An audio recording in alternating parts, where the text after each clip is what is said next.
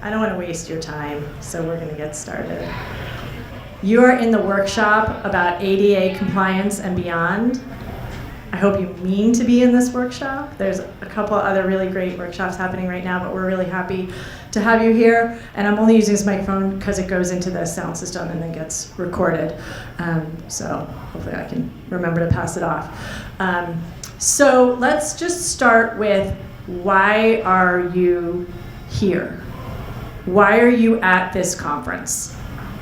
I do require audience participation, by the way, in this presentation. So why are you at this conference? Ethan, I'm calling on you. Some obvious things in here to connect with old friends. Ding, ding, ding, ding, ding. That is the #1 answer on the board. I think it's good. And then also, I do like to learn things I didn't already know. Yeah. Fair. But the first one is the highest scoring answer, so good job. It's community, right? It's to connect with people. Most of the content that is happening over the course of these 3 days, you can get on the internet. You spend enough time on ChatGPT and Google, right? You can figure it all out. But you come to a place like a conference so that you connect with people that you don't know, that you love, right? It's about community. And that is the core of the craft beer industry. I've been in the industry 10 years, and that's what got me into the industry, is the idea that beer brings people together. So this conversation has nothing to do with beer.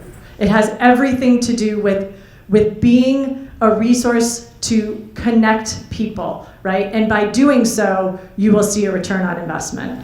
So I know we have an insurance person here, a couple architects here, a couple brewery establishment owners, operators. I don't know you four over here, so if you could just let us know. I run operations for a brewery in Kingston, New York. Awesome. Bar manager for a farm brewery on Long Island Farm Brewery. So do you know Matt Roselle? He's from Long Island. I know you. Seller and packaging lead in Newburgh. I'm a retail store owner, partnering with a local distillery to build a bar. I'm also a designer by trade and new to this industry, but this is exactly my wheelhouse. I'm trying to connect with this as we go. Awesome, fantastic, great. So next slide is a little bit about the three of us and why we are qualified to give this presentation. I'm Megan. I was with the NYSBA for 9 years, created this event with Paul Leone. Crazy. I also have a daughter who is multi-disabled, so I've been to a lot of tap rooms with her, a lot of concert venues with her, and now I'm keenly aware of the opportunities for this industry to better serve the larger community at whole. And I have since developed expertise to work with businesses to see the ROI on that, right? We want you to do it because it's the right thing, but the reality is you're a business. And so what is the business return on being inclusive of individuals with disabilities? And so it's been my pleasure for the last 1.5 years to work with businesses all over the country. And if at the end you have even very specific questions about your venue, I'm really happy to answer, but we've got some free resources at the end as well. And I have the pleasure of speaking with my wonderful friends from Saratoga Associates, and I'll let you introduce yourselves. Hi everyone, I'm Chris Smith. I run the architecture studio at Saratoga Associates. So I'm actually pinch hitting today for Tony, who's a coworker of ours, but he couldn't be here. So, but we're kind of the technical end of this conversation, I guess. And I'm Katie Treadwell. I'm an architect at Saratoga Associates. I've been there for 12 years. And it says on the screen I'm an expert in building codes and ADA compliance. I guess when you read the code 100 times, it makes you an expert. But I guess we'll go. Okay, this is the big number of the day, 28%. 28%, more than a quarter of adults in the US have a disability. When I first heard that number, even though I live in that community, I was surprised. That is a very large population of your potential customer base. And I will tell you right now, if you are not making adjustments, accommodations, enhancements to accommodate that 28%, then you're ignoring 28% of your customer base. I will also tell you that when you make accommodations for that 28%, 100% of the community wins, right? How many people use an electric toothbrush? A couple of us. How many people are driving and use voice to text? How many people use the elevator at this venue, right? Those are all things that were designed for individuals with disabilities that benefit all of us. So 28%, that is the big number here. This is what I've just said. Hi, welcome. Come on in. All you missed is that more than a quarter of the population has a disability. Now you're up to speed. Okay. So when you survey individuals with disabilities, 70% say that they are willing to try a new place if that place has given any indication at all that they care about the disability community. Now, what does that mean? Is it signage? Is it a website? We'll get into the nitty-gritty of examples. But it's a sense that the business cares, right? And so how do you convey that in order to tap into the fact that being responsible, being a good corporate citizen, making accommodations for individuals with disabilities has a very quantifiable return on investment. 30% higher profit margins, 28% higher revenue. For all of you who are with existing businesses, how many of you don't want 30% higher net revenue? Raise your hand. Okay, exactly. Trick question. Right, exactly. I want 40%. More than that. We'll start with 30, and we'll go up from there, right? Okay, now this is where we're talking about ADA specifically. So this is a very technical portion of the presentation. What I just want to mention before I hand it over to Katie is that, does anyone know when ADA law went into effect? Anyone? We just had an interview. Okay, it was 1990. That's a very long time ago. It's only just now being updated, okay? So it's a pretty antiquated law. And also, at the time that the law was written, individuals with disabilities were still being institutionalized. So it was written from the perspective of, we've got to do better than institutionalizing them, right? So if your goal is ADA compliancy, that is a very, very low bar.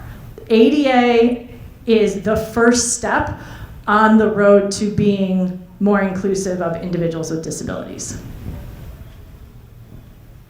So as Megan said, if you're a business who would like to do better by making your establishment more accessible, if it's not reason enough to just do it because it's a good practice and good moral reason, if it's not enough to do it because you would get more money by targeting a different market, not different, but additional, maybe you could do it because you get more money. Tax benefits are available, and the disabled access tax credit is available for businesses that earned $1 million less or a maximum of 30 full-time employees. There's the barrier removal tax deduction. You could earn, or at least deduct up to $15,000 as a tax benefit. There's also an employee tax benefit as well if you hire employees that are disabled or meet certain qualities, and they have to be qualified, of course. I just want to say one thing about the idea of hiring individuals with disabilities. We know, you can probably guess, that individuals with disabilities are unemployed and underemployed. So if that is an area that your business can look to qualified staff, there's quantifiable benefits there. This presentation does not get into it because that's kind of a whole other thing. However, if your establishment is already set up to accommodate customers with disabilities, then you are more than halfway there to being a good workplace option for individuals with disabilities.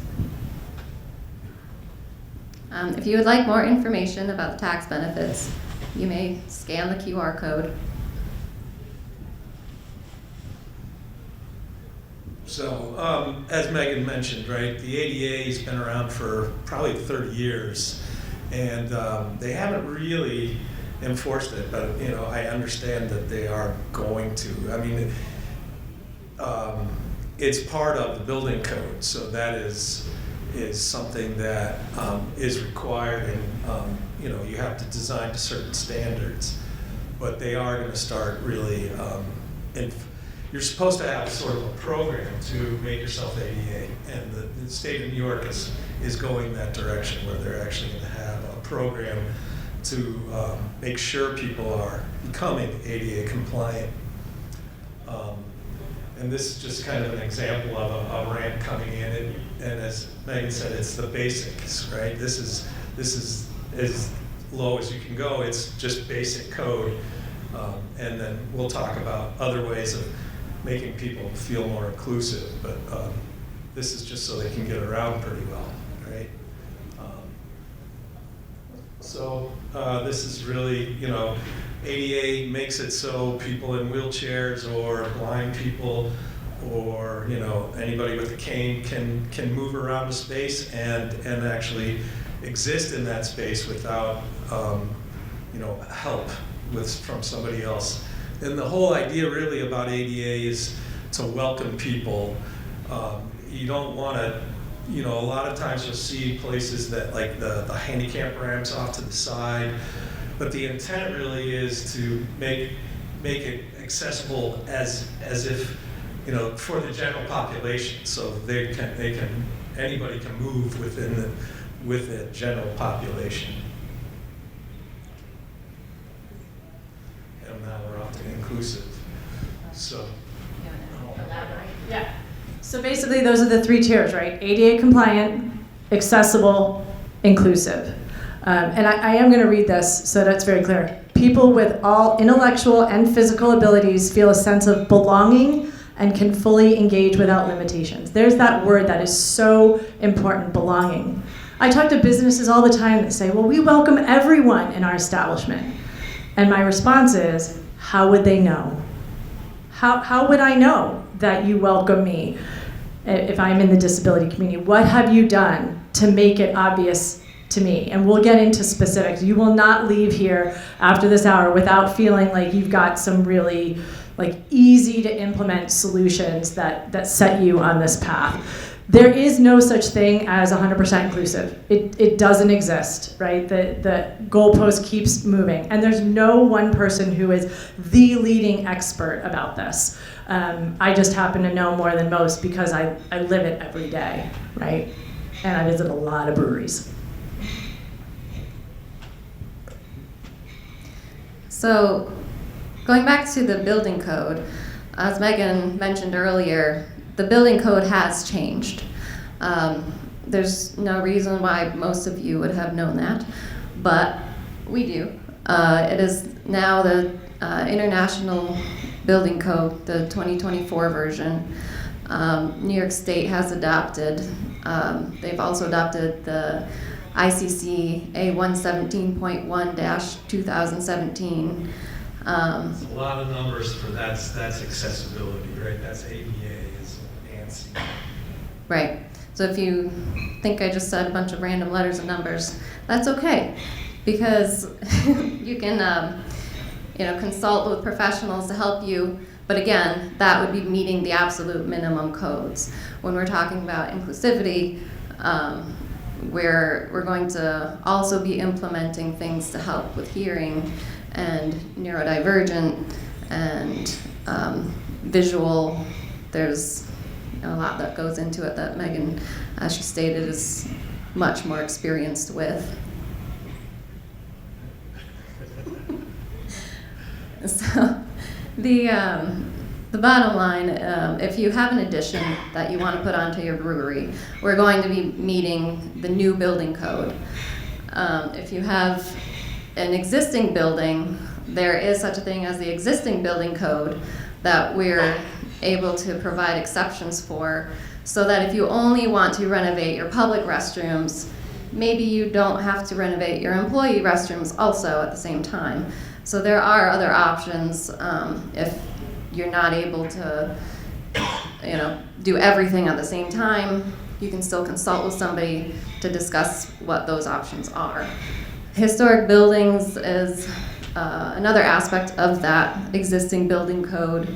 If you're fortunate enough to have your facility within a historic building, there are additional exceptions to preserve that historic fabric. But at the same time, you also probably still need to maintain a lot of different aspects that somebody who's not in a historic building doesn't need to worry about in order to preserve that historic fabric. The general idea of these new building codes and that long number and letter system that I said earlier is wheelchairs are getting larger. They have gotten larger over a number of years. So now we need to accommodate the space for those larger wheelchairs. So the clearances at different plumbing fixtures like sinks and toilets, door clearances on the inside and the outside, providing enough space for those larger wheelchairs to maneuver around. Also the amount of space in between tables, we have to start thinking about those access paths as well. Right, it's really motorized wheelchairs that have caused this, right? So when we're talking about a new code, New York State just adopted the newest code, so it just changed December 31st. So there are some things that are now different in the ADA than were just last year, right? So that's kind of what we're talking about, and that's what this slide is about: 60 to 67 inches, and the wheelchair space. Again, that's all in the building code. That's your minimum, and if you don't design to that or build to that, then you're opening yourself up to liability, right? But again, that's just basic code. So here we're talking about different sizes of stalls. They've gotten bigger. Everything's gotten a little bit bigger, generally because of the motorized wheelchairs, and they need more space within those confined spaces, right? Like in a toilet stall or around a door, trying to get in and out of a door. And people aren't being institutionalized anymore, so they're out in the community, right? And need access. Yeah, that's a good thing, yeah. And then adult changing stations, I'm not really sure why, that is something that's actually happening. You're gonna start seeing it, but it's very rare. It's only certain kinds of buildings that will require that. Has anyone seen an adult changing table? Because the last time I gave this presentation and we mentioned adult changing table, many people were surprised. They said, I never thought about a changing table for someone other than 2 feet or shorter. Right. Has anyone seen them before? Maybe at an airport? Yeah. You're going to see them on the thruway pretty soon. So when they start renovating all these buildings, you're going to start to see all this stuff. Airports, it's really large, where it's accommodating a large population of people, and that's what they're trying to get to. And then you're going to start to see more general neutral toilet rooms, right? So you just Family friendly, yeah, single user terms yeah. for that. When I survey the disability community, and we're talking about parks, airports, breweries, restaurants, doesn't matter what we're talking about, the number one thing that people say is bathrooms. So if you do nothing else, just make sure you have the best possible bathroom situation. There's a relatively new brewery in Albany that I had a fantastic experience at. The food, the service, the beer, the lighting, everything was great. And then I went to the bathroom and my heart just sunk. It's an old building, but it's a new establishment, and my heart just sunk because I thought, my husband is never going to be able to come here with my daughter, ever, because he can't take her to the bathroom. They chose gender-specific bathrooms, and she needs assistance if she's traveling with him. then he cannot take her to the bathroom. Because you have to consider the caretaker, right? A lot of people who need support in the restroom are traveling with somebody who is not the same gender of them as them. That is the single biggest reason why your bathrooms need to be gender neutral. Even one of your many bathrooms, if you have multiple bathrooms, right? Make sure one is, and make sure there's signage that clearly designates that. Yeah?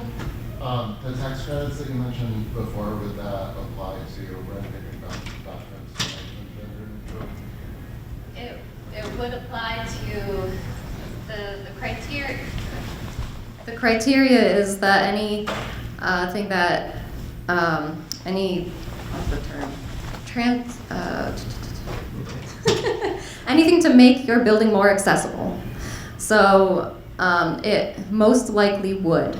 I don't want to give a definitive answer, but probably. And a gender-neutral, single-user, family-style restroom, whatever term you want to use, that is generally considered more accessible.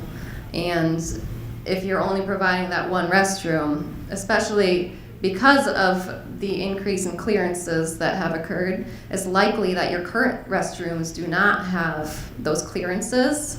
So the new restroom would provide it. So I would think that that it would count towards that tax deduction.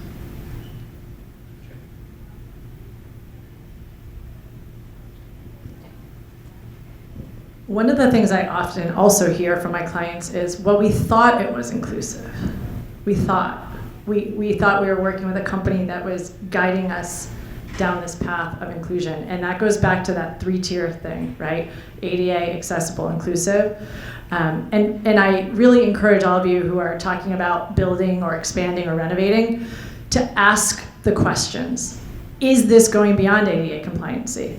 I fully expect you're only going to hire a firm that is very clear on ADA.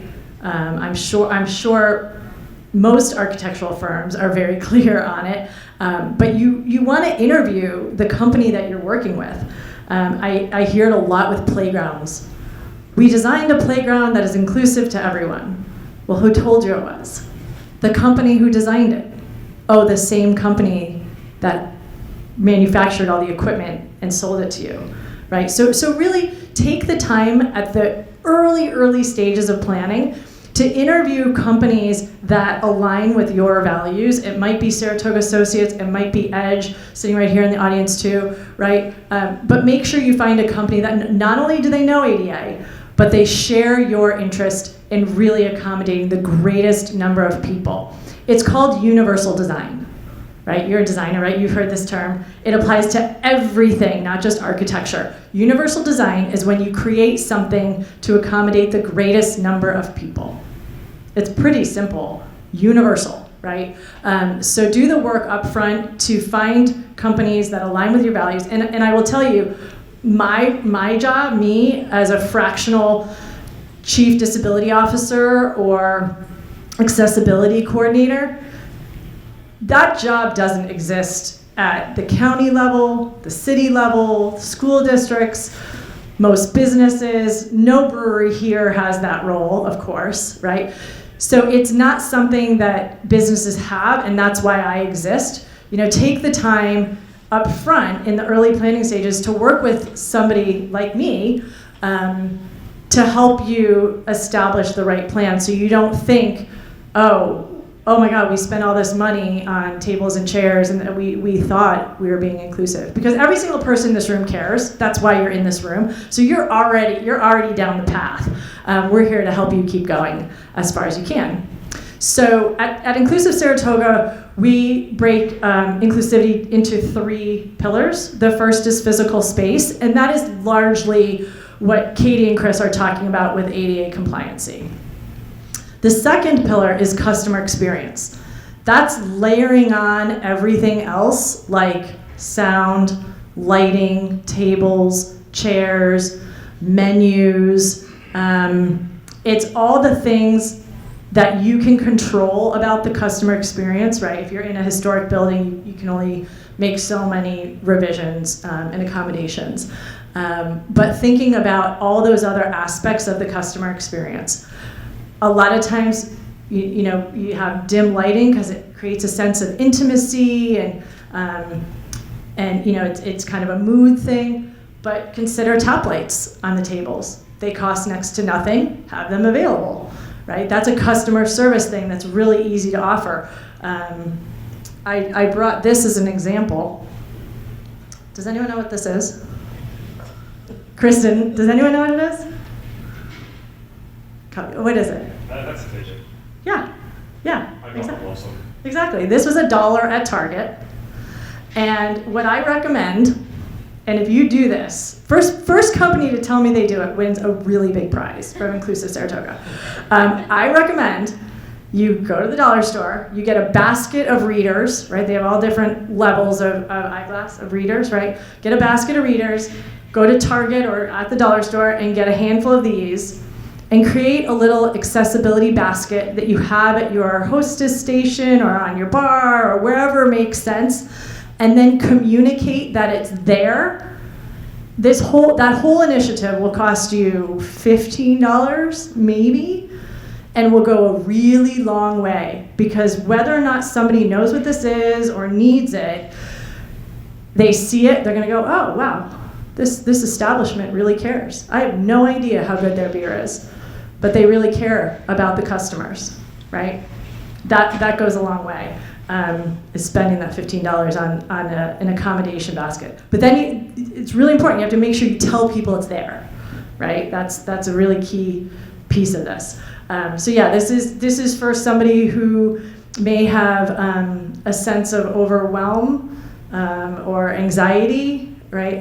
The number of people with anxiety has actually really increased the last 10 years because of COVID. Yes. A lot of people with anxiety. And so this would be called a sensory soothing item. Fidget spinners, chewing gum, scented candles, all those kind of things. Everyone's different, but all those are examples of sensory soothing things that you might have available at your establishment. Okay. Can I ask a question about that? Sorry. Yeah, of course. No, it's fine. It feels like naming would be important. So when we're just like naming the sign, what it is, what is the right sort of language to use? Yeah. I mean, I heard you say disability accommodation basket. Is that the usual nomenclature or? Okay, so let's talk about language for a second. We're going to derail from this presentation. No, it's totally fine. It's totally fine. This is all good. It's all good. Language matters. Language matters. However, there's no rule book of the language, so you're going to be guessing a little bit. Okay. Sometimes you can feel it. If it feels good, it's right. If it doesn't feel good, it's wrong. And I actually have an example here. I have to pull up my screen. I'll do it in a second. But if the language doesn't feel really smooth to you, then it's wrong. But saying disability, that is 100% the right word. 100%. It's the disability community. It's not like some fun fancy little term like differently abled. Stay away from cutesy and stuff like that. It is what it is. It's a disability community. You could just simply call it a complementary accommodations basket. In most of our work, we actually don't say disability because to us, it's not about disability or non-disability. It's just about people. It's just about bringing people together, right? So I went to a restaurant recently. There were 5 of us, all about my age, and I had my readers out reading the menu. The other people I was with all forgot their readers. So this poor waitstaff person had to stand there while one set of readers got passed around the entire table so that they could take all of our orders, right? And I'm saying, don't you wish you had an accommodations basket, right? So being really straightforward with language, disability or accommodations basket is perfectly, would serve you just fine in that sense, yeah. But in terms of language, let me see if I can pull it up real quick.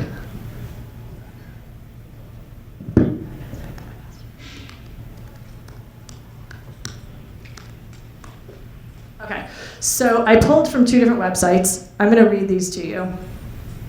The first one's about service animals. Service animals are permitted in the amphitheater. Emotional support animals, comfort animals, and therapy dogs are not service animals as defined by the 2010 ADA guidelines. Each service animal must remain with its owner and be restrained. Who thinks that sounds welcoming? Nobody. Nobody thinks that sounds welcoming. Must, remain. They went on to talk about corrective action, by the way. I spared you that sentence. So here's another example. This one's about ASL. American Sign Language interpretation is available upon request. Guests requiring this accommodation should make the request at least 4 weeks prior to the event. We may be unable to accommodate requests made less than 4 weeks in advance due to the time and lack of availability of qualified interpreters. Please contact us as early as possible. To me, that is like infinitely warmer than the first one. They don't use must and restrained and comply. To me, and obviously everyone's going to interpret things differently, but they're like, please let us know in advance because we want to help you, but getting ASL interpretation is no small task. Like it's expensive, it's hard to find interpreters, there's other things you can do. But to me, the second example is a lot softer, right? Yeah, so here's just the last example. This was during the Olympics, mainstream media. Skating into Olympic medal contention despite a hearing impairment, Las Vegas-born ice dancer Diana Davis is helping make blah, blah, blah, blah. Right? What is wrong with that sentence? There's two things, actually. Two things wrong with that, and I'll read it real quick again. Skating into Olympic medal contention despite a hearing impairment. Despite. What does a hearing impairment have to do with ice skating? I have no idea. So yeah, despite, and what, since you said it correctly, I'm going to pick on you still. Why is that wrong? Why is saying despite wrong? It makes it seem like you're approaching it with like a negative connotation. Yeah, you're reinforcing this stereotype that people who have hearing loss, that's the other thing. It's not a hearing impairment anymore, it's loss. It's hearing loss. But that goes to the point that I was saying earlier to you, is like the language does change. And some people are very, very sensitive about language. I am not particularly sensitive.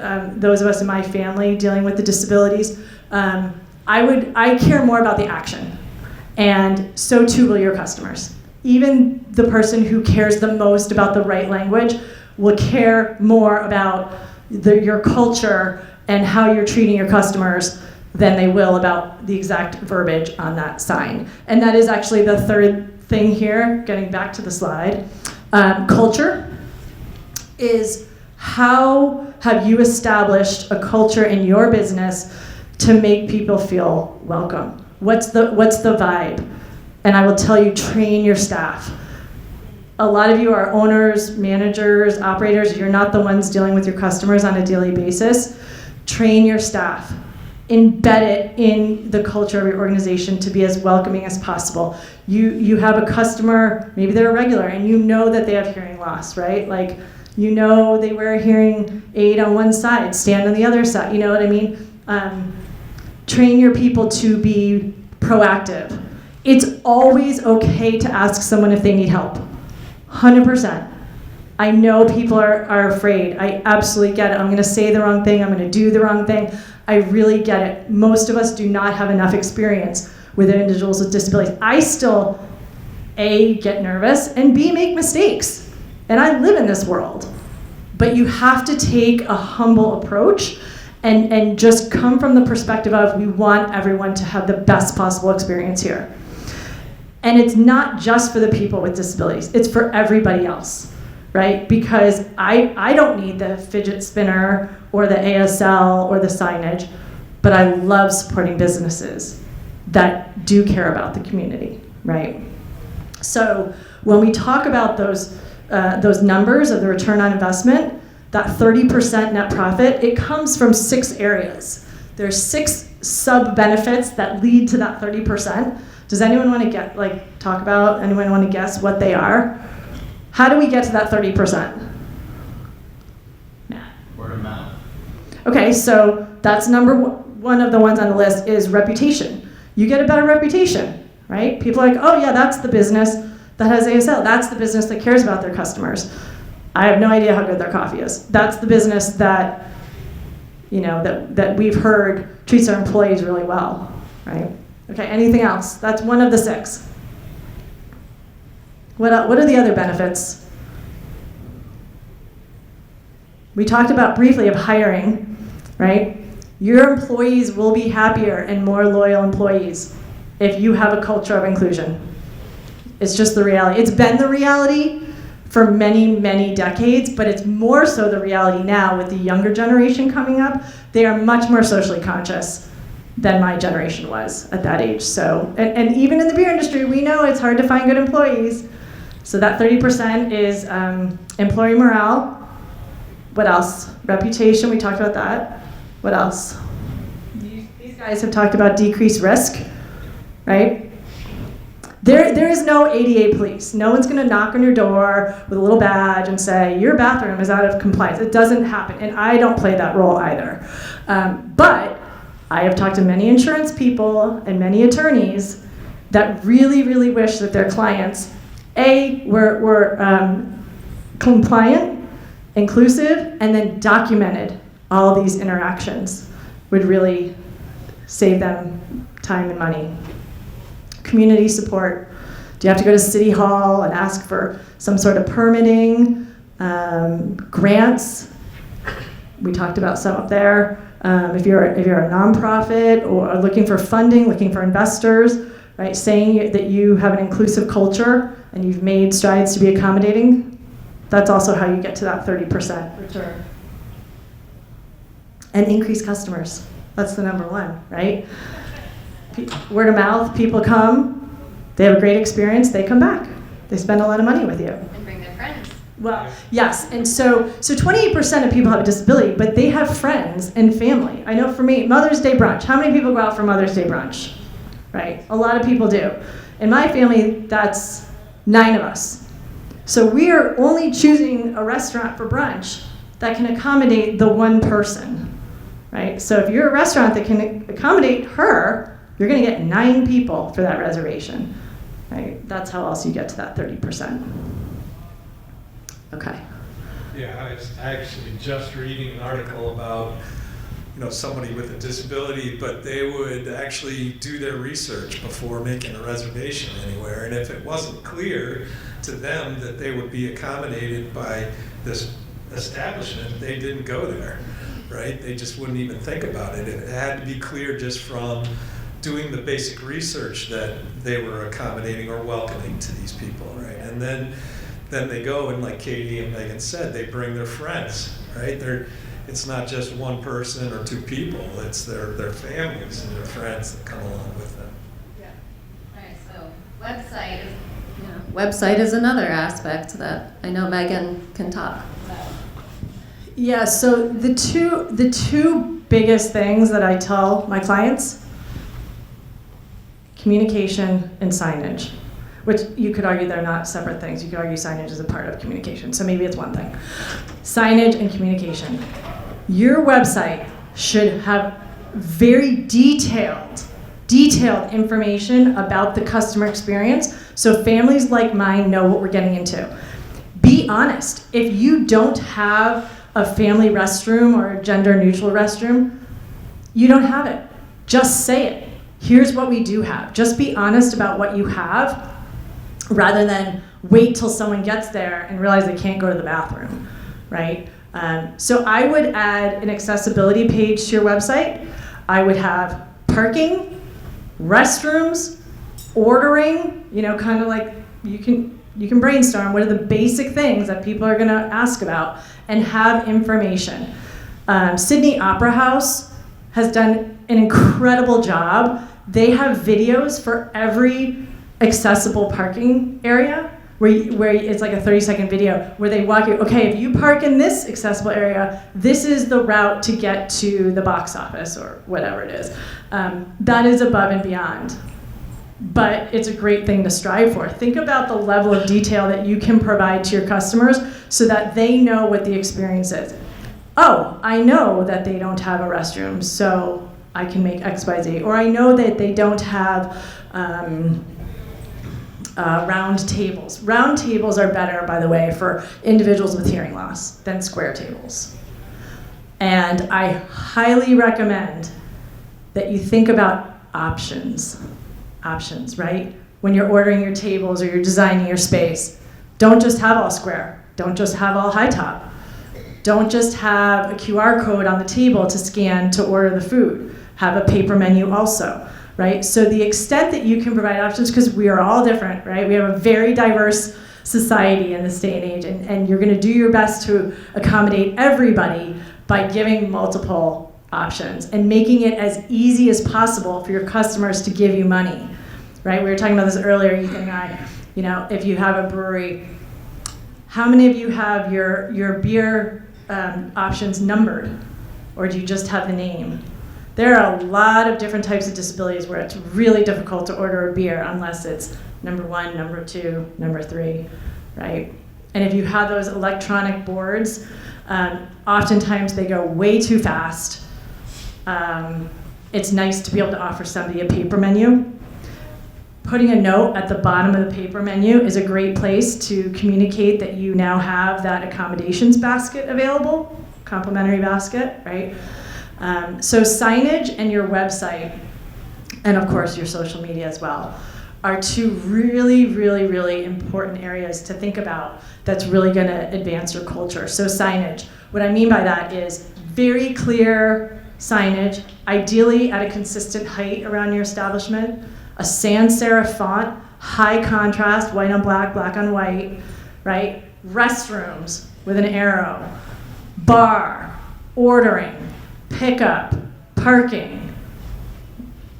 You can probably think of what are the key things that people need to know where they are, right? But signage and how you communicate, really, really important. And then training your staff. And having the accessibility basket.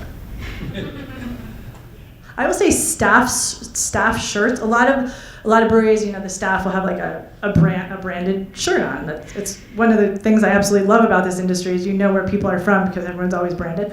But the back of the shirt is a really, really great opportunity to share your values, right? I think what is Disability Awareness Month is July.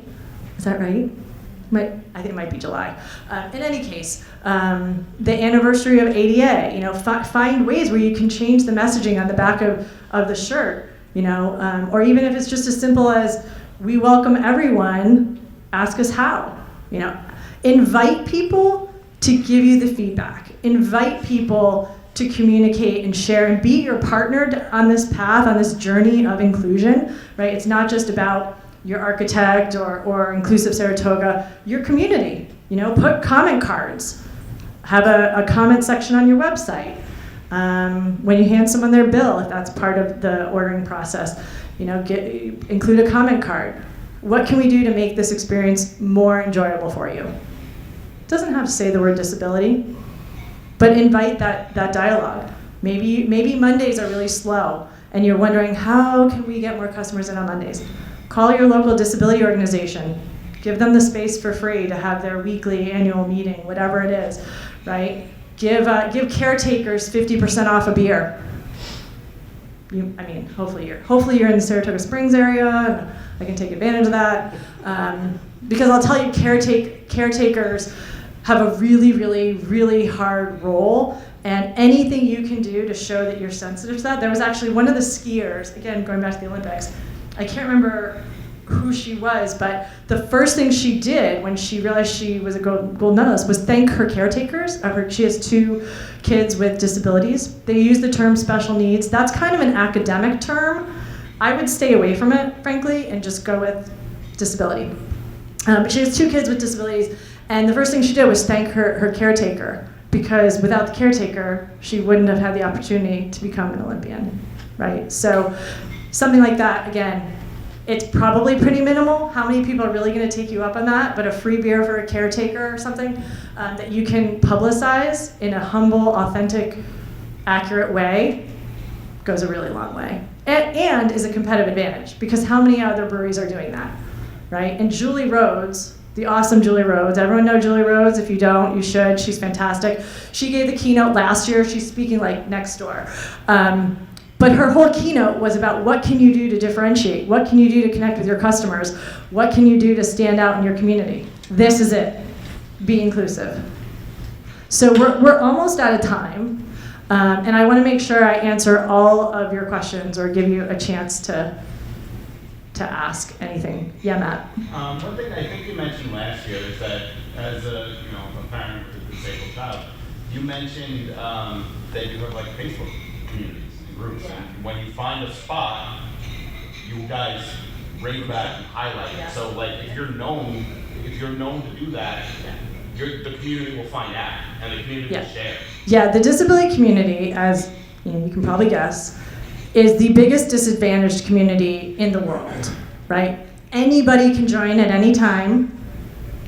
We're very welcoming in that way, but we're very vocal, right? We've had a hard road, and so we're very vocal about what works and what doesn't work. So yeah, that's absolutely right, Matt. It'll spread quickly when you show the community that you care. What other questions or comments? I'm going to time this. 5 minutes. Yeah, of course. Last year you had mentioned the reading glasses, and I went to like bought a bunch of cheaters and put them in a mug, and all year everybody says, I love that you have these here. I just wanted to share them. Oh my God, I didn't even ask him to be here. You are fantastic. I came in late, sorry. You are awesome. Well done, my friend. What's your name? Danny. Danny, and you're with what brewery? Personal Best Brewing. Personal Best. I mean, your name kind of implies that. Our Personal Best. Yeah. I love it. So thank you for sharing that real life example right there. Oh. Follow up, can you just, I'm a little slow, can you explain why round tables are better than square tables? Do we have? Yeah, just the angle of the hearing. Yeah, I mean, I don't know the exact science behind it, but individuals with hearing loss just find it a lot easier, probably to see the lips too, for those that do read lips. And I will tell you that the number of people who have hearing loss who read or speak ASL is only 10%. Just like the number of people with vision loss who read Braille is only 10%. So like, don't feel like, oh my God, Braille and ASL are very expensive, right? But there's other things that you can do to reach more people. So building code, all that stuff is very expensive. But the suggestions that I offer are often super, super easy. If I didn't already say this, there's a music venue I work with where the VIP boxes have a 4-inch step to get into the box. And they're like, we can't do anything about that. We have to accept that there is a 4-inch step. And by the way, 4 inches is 4 inches too many. Flush, not 4 inches, not an inch, right? Flush for anybody with mobility challenges. Building code's maximum 1/4 inch. Yeah, which yeah. It's not much. No, so think flush, right? Like, oh, it's only an inch, only a couple. No, it's too much. Okay. So in any case, so they have these boxes. It's an old historic venue, and they're very concerned. What do we do? And this was really off the top of my head. I said, go get electrical tape. I'm guessing the carpeting is black. Yep, it's black. White or yellow electrical tape. Strip it right across the step. Go get some grab bars. Put them on either side. Maybe some little lights on either side of the steps, and then the sign with the icon of the stairs and the arrow. Watch your step. Right. Those 4 things in total. How much time does that take? Hour, 2 hours, maybe? How much does that cost? A couple $100, maybe? What is the return on investment? Infinite, right? Oh my God, look at, they added this. Oh my, like, you're not gonna trip anymore. And again, does that benefit people with mobility issues? Yes. Does it benefit people with vision issues? Yes. Does it benefit everybody else in the theater? Yes. Right? Awesome. What other, yeah?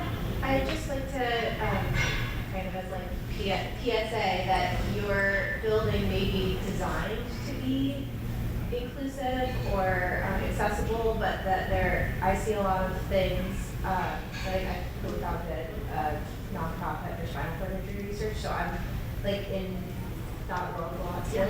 But I see a lot of places where it's like the building itself and the construction is accessible, and then you go into the bathroom and they just put like an oversized garbage can there, and now, or in the wrong spot, and now a wheelchair can. Yeah, and that goes to culture too, right? It's physical space, but the biggest barriers to community are cultural. It's not physical, it's cultural.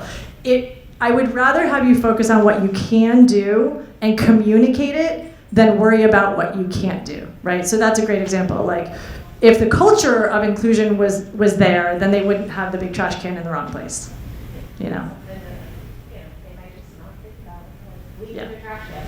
Yep. Oh, I mean, how many playgrounds I've been to where they have trash receptacles, but they're not on the path. They're like 20 feet off the path on the grass. You know, like, if you're gonna have trash receptacles, have them along the path. So, yeah. Our breweries, they made a lot of relatively new, so they were keeping all this in mind when they were building it.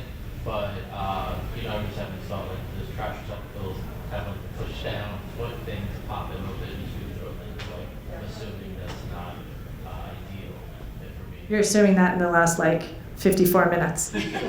Yeah, it's not. Yeah. It's not ideal. Yep. You can have them, but then have another option too, right? Don't have all of the same thing. Yep, that's great. Good thinking. Anybody else? Yes, Matt. Just something that I've come across in my field.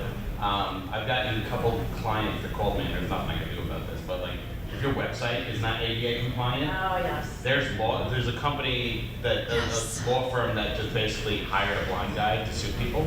Okay. Yeah. So, yes. So, I mean, just in general, of course, it's great to be compliant, but Yeah. So this was an issue in the craft beer industry, like a challenging issue maybe 4 years ago. It seems to have tapered down a little bit, but there were opportunistic attorneys going after small businesses, right, that had no idea their website was out of compliance. We don't build websites. We do have partners that I'm more than happy to refer you to for your website. But the reason that those businesses got picked on is because they didn't have a culture of inclusion, okay? So what I mean by that is you can make mistakes, but if you already have the support of the community, then those mistakes are not going to cost you a lot of money, right? Somebody would have told them had they had a relationship with the disability community, or that attorney would not have singled them out because they look and they say, oh, no, this is a business that's doing X, Y, and Z. So it is a way of protecting yourself from predatory situations like that. And I've seen it in Saratoga too, really small mom and pop kind of businesses getting hit with tens of thousands of dollars because of their website. So in terms of the website, there's being ADA compliant, which is a coding thing, but then there are things like every image should have an alt tag on it. You should be able to do that, right? Describing the image, making sure you're using a sans serif, easily readable, dyslexic-friendly font, making sure you have good color contrast. The same things I gave you with regard to your signage to have on your website. Any other questions or comments? I can see the wheels of your brains all churning. Still selling merch? Yes, I do still have. Yes, Matt. So we are a nonprofit, Inclusive Saratoga, and we have a merchandise line that helps to raise funds so that we can give these kind of presentations because we do not get paid to do this. And so Matt is sporting one of the items from our store, our Green Humanity shirt. it's incredibly colorful. Thank you. We strive to make our apparel inclusive. So we did just recently publish this free brewery accessibility guide to get you started. Well, you already started because you're already in the room. It'll take you to the next step. So please scan the QR code, download the guide, and I provide 30-minute complimentary consultations to all new clients. So reach out to get yours scheduled so we can talk more specifically about your space. Katie and Chris, did you have anything else to add? I don't think so. You know, in regard to when she said, there is police for ADA, I use your example basically to scare contractors when I'm out on the job site and things aren't going well. They're again, meeting ADA it's a law, right? It's not an option. You have to meet ADA, and if you're not, then to get your permits, your building permits, you're gonna have to correct things. But in general, you hire an architect, it's gonna be there. That's one thing I do when we hire a new person. Is first thing is learn the ADA. You gotta learn it because bathrooms are in every building, and it's a basic building block. We're just wrapping up. 1 second. I just want to say thank you, and we really appreciate your attendance and your interest in the topic. Thank you so much. Thank you. Enjoy the rest of your show.